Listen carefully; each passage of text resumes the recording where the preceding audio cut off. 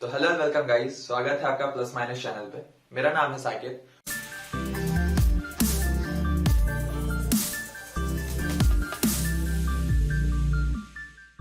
आगे बढ़ने से पहले कोई भी चीजें लिखने की जरूरत नहीं है, सारी चीजें नोट्स में दी गई हैं जो कि डिस्क्रिप्शन बॉक्स में उसका लिंक होगा।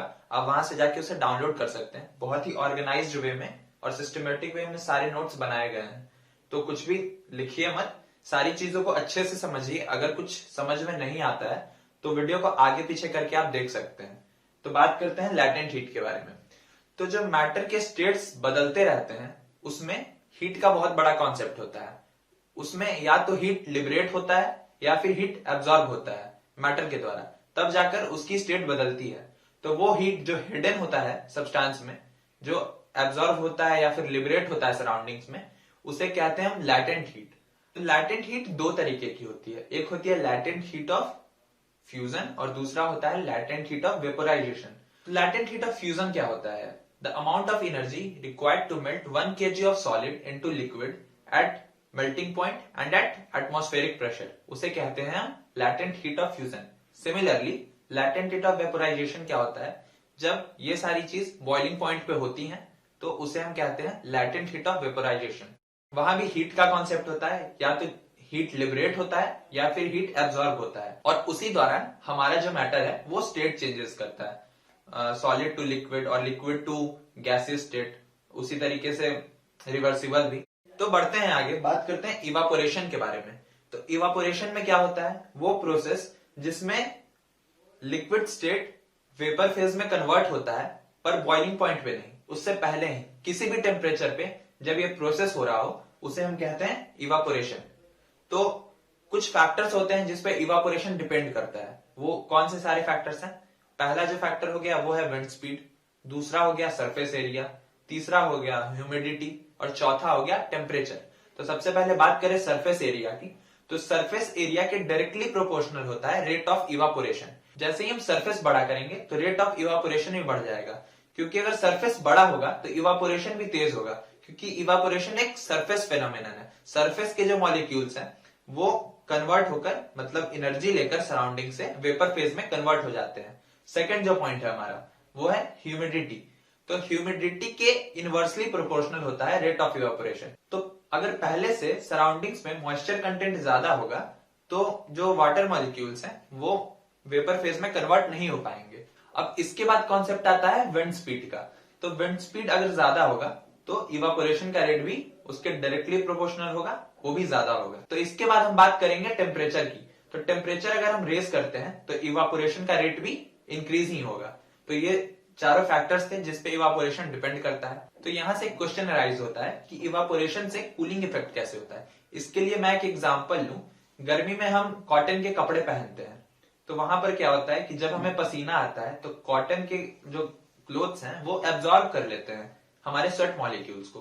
तो जब स्वेट मॉलिक्यूल्स एब्जॉर्ब हो जाते हैं तो वो एनर्जी गेन करते हैं फ्रॉम सराउंडिंग्स, वहां से वो एनर्जी कलेक्ट करते हैं और वेपर फेज में कन्वर्ट हो जाते हैं।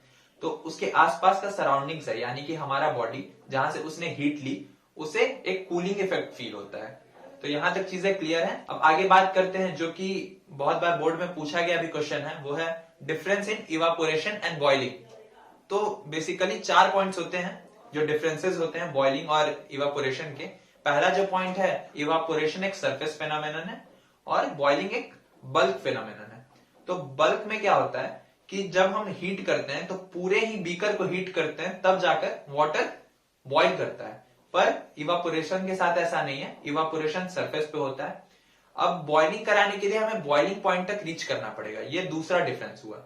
लेकिन इवापोरेशन के साथ ऐसा नहीं है, वो किसी भी टेम्परेचर पे इवापोरेशन होते रहता है, पर बॉइलिंग के लिए हमें बॉइलिंग पॉइंट तक जाना जरूरी है।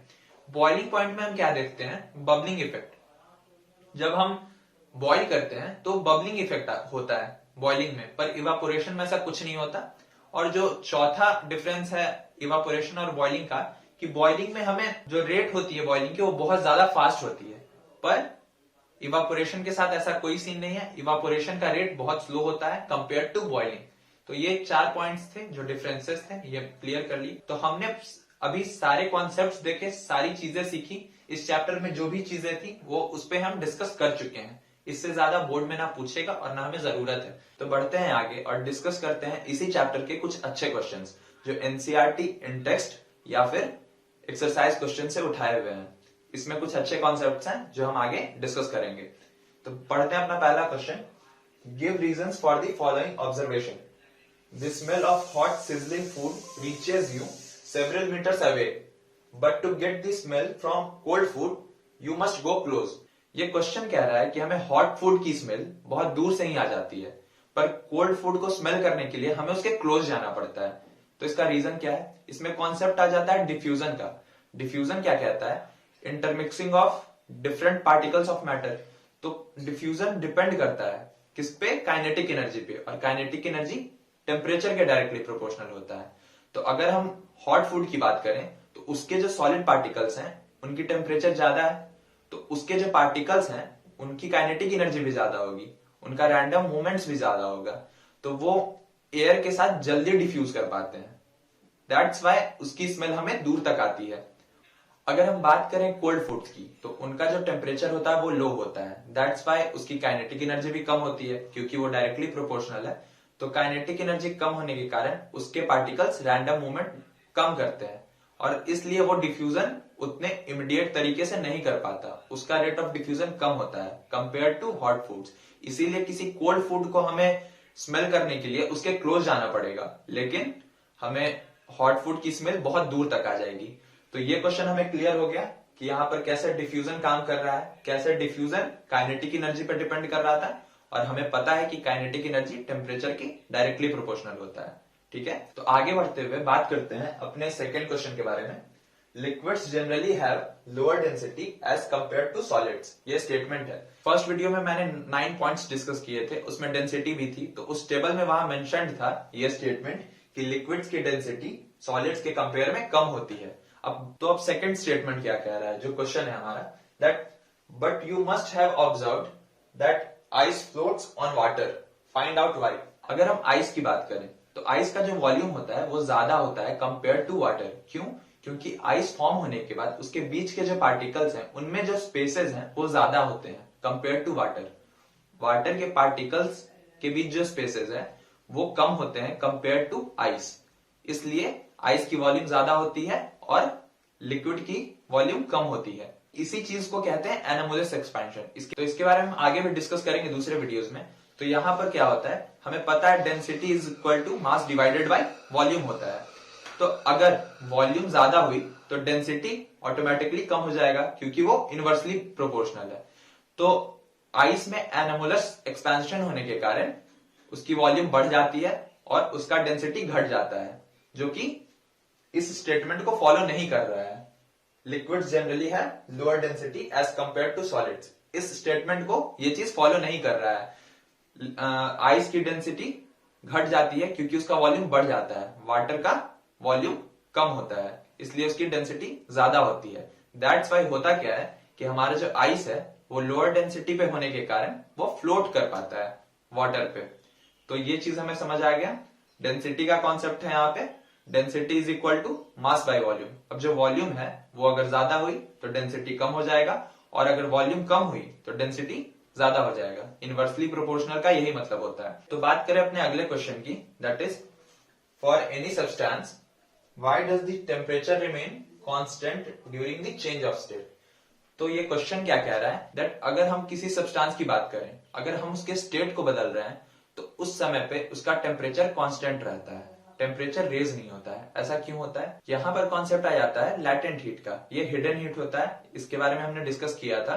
तो होता क्या है कि जब हम हीट प्रोवाइड करते हैं तो उस चेंज ऑफ स्टेट के दौरान टेम्परेचर चेंज नहीं होता है, लेकिन वो हीट लग जाती है उसकी स्टेट को चेंज करने में। दैट्स वाई वहां पर टेम्परेचर कांस्टेंट रहता है, उसी टेम्परेचर पे वो सब्सटेंस अपना स्टेट बदल लेता है। फॉर एग्जाम्पल अगर हम आइस की बात करें तो आइस 0 डिग्री सेल्सियस पे ही मेल्ट होता है और वाटर बन जाता है। मतलब वो दोनों स्टेट में एग्जिस्ट करता है उस इंस्टेंट पे। 0 डिग्री सेल्सियस में ही धीरे धीरे लैटेंट हीट लेकर वो वाटर में कन्वर्ट हो जाता है। यहां तक चीजें क्लियर है कैसे यहाँ पर लैटेंट हीट वर्क कर रहा है। लैटेंट हीट टेम्परेचर को चेंज नहीं करता है, स्टेट को बदलता है, और उस इंस्टेंट पे टेम्परेचर कांस्टेंट रहता है। यहां तक चीजें क्लियर हुई। अब बढ़ते हैं आगे और बात करते हैं अपने नेक्स्ट क्वेश्चन के बारे में, that is how does water kept in an earthen pot, जिसे हम मटका भी बोलते हैं, बिकम कूल ड्यूरिंग समर। तो ये क्वेश्चन क्या कह रहा है कि हमने गांव में देखा है कि कैसे एक मटके में पानी रखा हुआ वो ठंडा हो जाता है। तो यहाँ पे भी कॉन्सेप्ट आ जाता है इवापोरेशन का। तो हमने डिस्कस किया था कि कैसे इवापोरेशन की वजह से कूलिंग होती है। तो यहाँ भी वही कॉन्सेप्ट है, मटके में टाइनी पोर्स होते हैं, ठीक है, तो उसमें रखा हुआ पानी रिस कर बाहर आ जाता है, और जब वही पानी इवापोरेट करता है सराउंडिंग से एनर्जी लेकर, तो वो कूलिंग इफेक्ट क्रिएट करता है पूरे मटके पे। दैट्स वाई उसके अंदर रखा हुआ जो पानी होता है वो ठंडा हो जाता है। यहाँ पे जो कूलिंग इफेक्ट होती है वो इवापोरेशन की वजह से होती है। तो ये क्वेश्चन हमें क्लियर हो गया कि कैसे इवापोरेशन की वजह से एक मटका ठंडा हो जाता है, उसमें रखा हुआ पानी ठंडा हो जाता है, ठीक है। तो देखते हैं अपना नेक्स्ट क्वेश्चन क्या है, that why are we able to sip hot tea और milk faster from a saucer than a cup. तो समझते हैं क्वेश्चन क्या कह रहा है। जब हम चाय पीते हैं कप से तो वो ज्यादा गर्म होता है, उसे पीने में हमें दिक्कत आती है, लेकिन अगर उसी चाय को हम एक सॉसर में डाल दें तो वो चाय जल्दी ठंडी हो जाती है और उसे हम आराम से पी पाते हैं। ये क्वेश्चन कह रहा है। तो यहाँ पे कॉन्सेप्ट है रेट ऑफ इवापोरेशन का, कि वो किन सारी चीजों पर डिपेंड करता है। तो मैंने बताया था कि कैसे rate of evaporation surface area पर डिपेंड करता है। तो अगर एक सॉसर के सरफेस एरिया की बात करें तो सॉसर का सरफेस एरिया ज्यादा होता है कंपेयर टू एक कप के सरफेस एरिया से।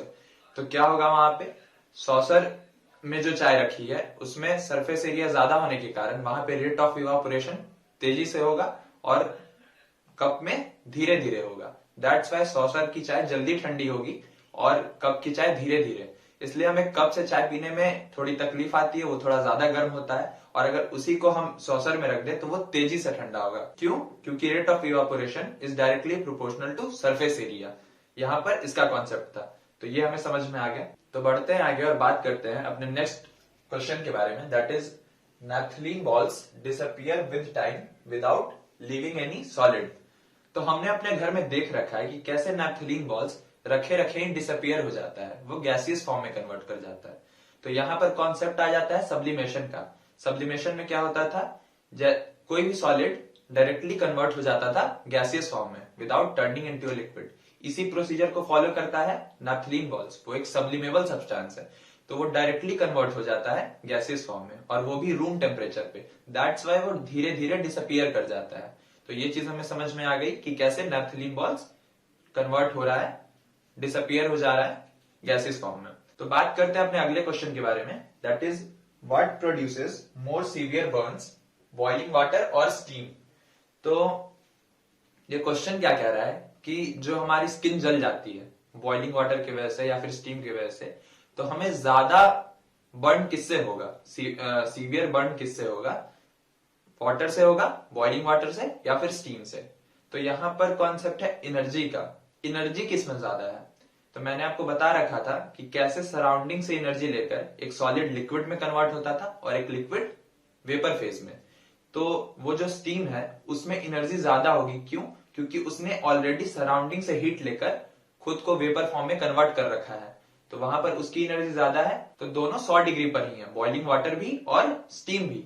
पर स्टीम के पास एनर्जी ज्यादा है। क्यों? क्योंकि उसने सराउंडिंग से एनर्जी लेकर खुद को वेपर फॉर्म में कन्वर्ट कर लिया है, तो वो हमें ज्यादा सीवियर बर्न दे सकता है कंपेयर टू बॉइलिंग वाटर। तो यही सारे कुछ अच्छे क्वेश्चंस थे जो कंसेप्चुअल थे, अच्छे थे, और इसमें हमें पूरे चैप्टर का एक ग्लिम्स मिल गया डिफरेंट टॉपिक्स का। तो आज के लिए बस इतना ही। तो अगर आपको वीडियो अच्छी लगी हो सब्सक्राइब करें, इस वीडियो को जरूर से लाइक करें, और डिस्क्रिप्शन बॉक्स में सारे लिंक्स होंगे हमारे दूसरे सोशल मीडिया हैंडल्स के, वहां जाकर हमें जरूर से फॉलो करें, क्योंकि वहां पर प्रायर अनाउंसमेंट्स हो रही होंगी बहुत सारी चीजों की कि कौन से चैप्टर्स कब आ रहे हैं। तो वहां पर हमें जरूर से फॉलो करिए, और बहुत सारे मोटिवेशनल टिप्स भी मिल रहे होंगे। तो चैप्टर्स यहाँ पर सिस्टमेटिक वे में अपलोड हो रहे होंगे, सारे चैप्टर्स 9-10 के। तो जरूर से सब्सक्राइब करिए, और वहां जो बेल आइकन है उसे जरूर से दबाइए और ऑल पे कर दीजिए, क्योंकि आपकी कोई इंपॉर्टेंट चैप्टर मिस नहीं होनी चाहिए। अच्छी बात बोली, आपको अच्छी लगी तो ऐसे थोड़ा मार दीजिए हाथ, आप थोड़ा सा मार दीजिए, एक बार मार दीजिए। क्यों कष्ट हो रहा है आपको? अगर अच्छी लगी मार दीजिए। डिस्क्रिप्शन में क्विज की लिंक है, जाइए और अटेम्प्ट करिए ताकि पता चले कि आपका कॉन्सेप्ट कितना क्लियर हो चुका है इस चैप्टर रिलेटेड।